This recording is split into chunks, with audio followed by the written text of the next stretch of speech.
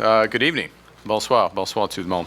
I'd like to begin by thanking the Team Canada here at our mission for hosting over the course of this weekend, today, into this week, into Monday, actually, of next week, when I think our Foreign Minister will be addressing the General Assembly.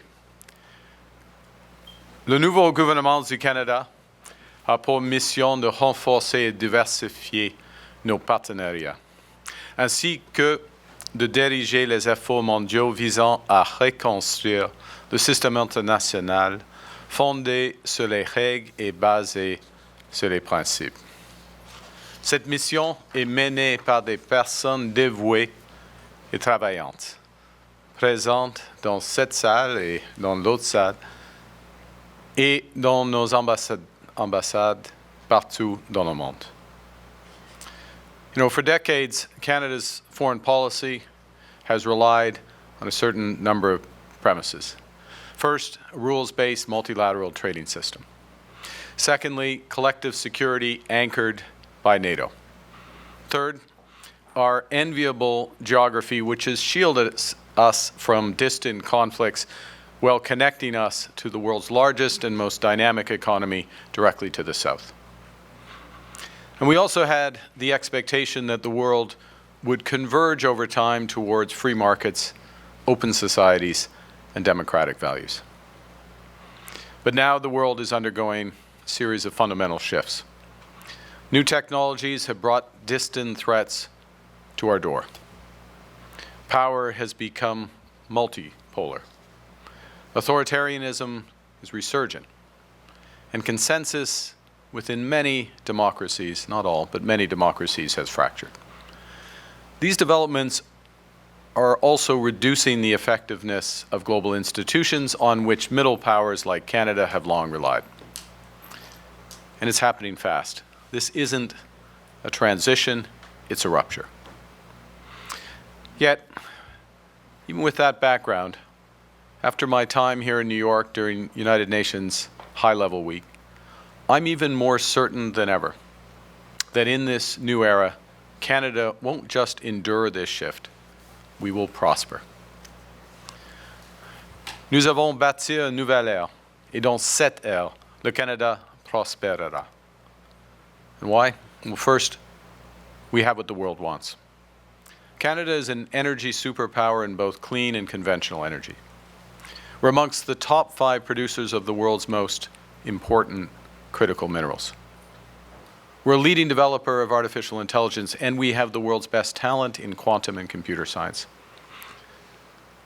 The second reason is we embody the values to which much, not all, but much of the world aspires. Canada has always been and always will be committed to fundamental human rights, to human dignity, to individual freedom and sustainability. We're a pluralistic society that works. By our very nature, we practice daily collaboration and partnership. Enfin, le Canada a la clarté d'objectifs et la détermination nécessaires pour être à la hauteur de ce moment. Le nouveau gouvernement du Canada répond à ce changement profond avec détermination et avec toute la force requise. We're building our strength at home, diversifying partnerships abroad, and building a new web of connections to pursue our interests and defend those values. And that's what we've been focused on this week in New York. To build a stronger economy, alongside meeting global leaders, I've met with business leaders from around the world to discuss investment in Canada as we accelerate major projects, as we move towards doubling the pace of home building and scaling up our defense spending in ways that build our economy. I underscored Canada's strong and stable business environment, our highly skilled workforce, and our leadership in those emerging areas of AI, quantum, clean energy, clean technology, advanced manufacturing, critical minerals, and digital infrastructure.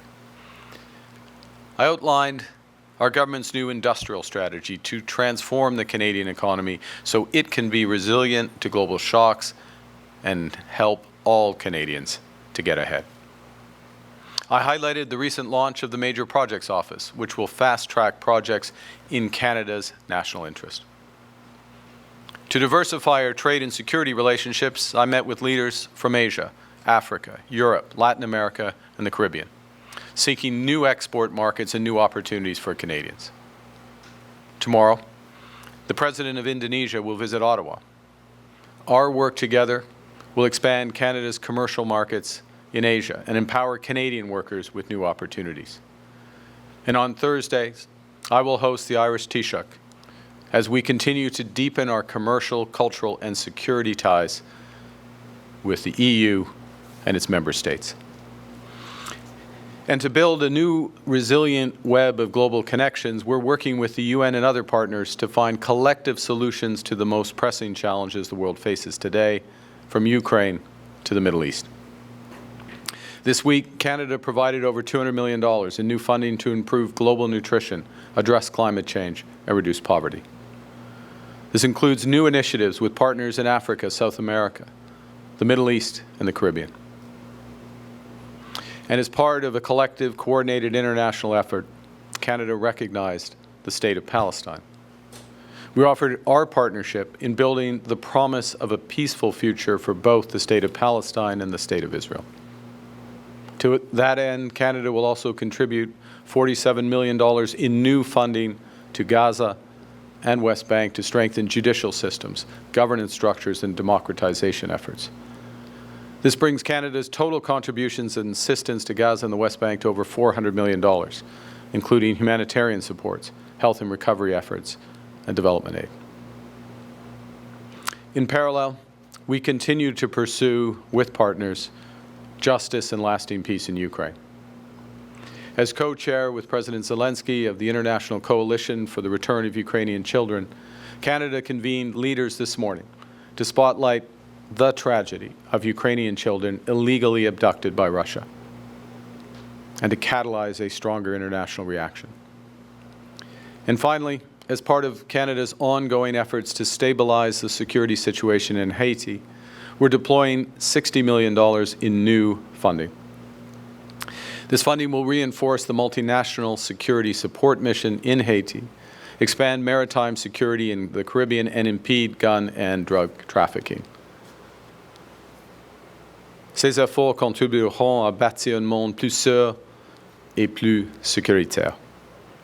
Ils renforceront nos institutions, comme les Nations Unies, grâce à une coopération accrue. Lorsqu'il y a de la confiance, il y a du potentiel de collaboration. Et avec la collaboration viennent de nouvelles possibilités pour les travailleurs, les entreprises et les industries canadiennes. I'd like to conclude by saying a few words about Bob Rae. Bob is Canada's outgoing ambassador to the United Nations. Bob Rae has represented Canada at the federal, provincial, and now international level for almost 5 decades. I'm sorry, Bob, to bring up that, but almost 5 decades of stellar survey. Bob Rae is a stalwart. He's a steady hand because he is always guided by principle. He is so often Canada's voice of conscience and conviction. Recently, Bob and I corresponded on the many daunting challenges facing Canada, the United Nations, and the world. And he reminded me of Leonard Cohen's words in his song Anthem. I quote, "Ring the bells that still can ring. Forget your perfect offering. There's a crack in everything. That's where the light gets in." In every moment where there's a crack, where there's a rupture, there is possibility. And it's our responsibility, it's our opportunity as Canada in this moment to find it. And after my visit to the United Nations General Assembly, I can assure Canadians that there is light, there are many possibilities. Look, we know that nostalgia is not a strategy. We can't rebuild the world as it was, but we can build something better. The work we're doing here at the UN is part of the transformation of our economy and our approach to global engagement. Canada is a determined and ambitious nation that is rising to the challenge of these age. It's helping to build a world where prosperity is shared, where security is collective, and where peace is lasting. In this new era, our partners will no longer rely on the strength of our values, but also the value of our strength.